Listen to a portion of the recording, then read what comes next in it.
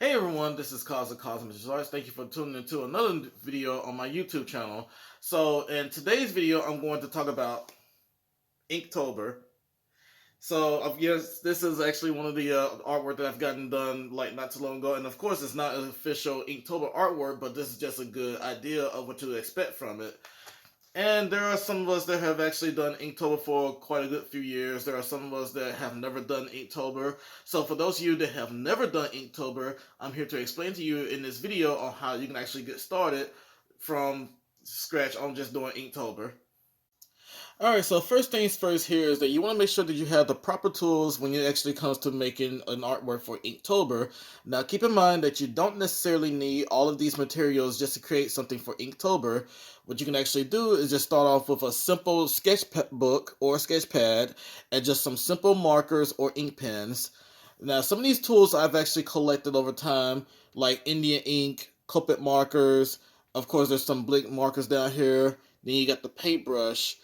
And one of the other tools that I actually decided to use, I actually used it last night, were whiteout, which is very helpful if you want to make like some nice little effects.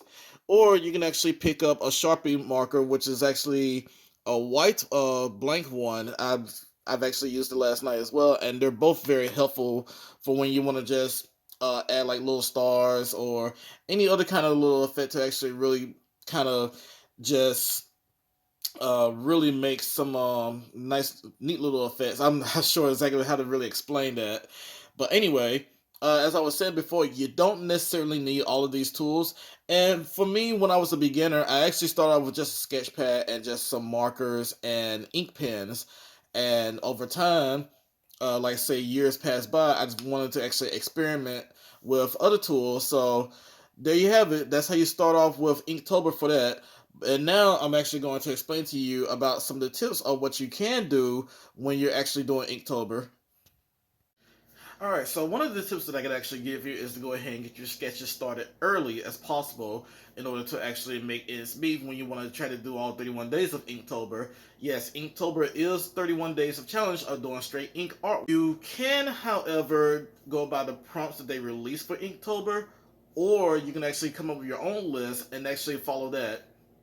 My apologies, I'll explain to you what Inktober actually is. Inktober was actually created by one of the very well-known artists named Jake Parker. I watch him on his YouTube channel, even follow him on Twitter, Instagram, and possibly Facebook. Uh, See, he was the one that actually came up with Inktober, and he just kind of made it a thing for himself where he just wanted to challenge himself for 31 days of making ink artwork.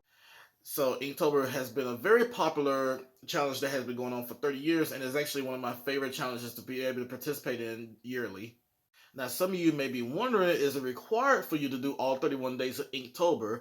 According to Jake Parker himself, you don't necessarily have to do all 31 days of Inktober, but if you really want to push yourself to the challenge and actually become a better artist, then yes, by all means, please be our guest to be able to do all 31 days of Inktober.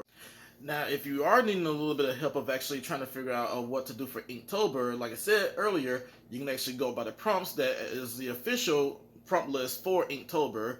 You can also use Bing or Google or Instagram or Facebook and actually join some groups, or just actually search around for some pictures to actually see what everybody else have been doing for Inktober.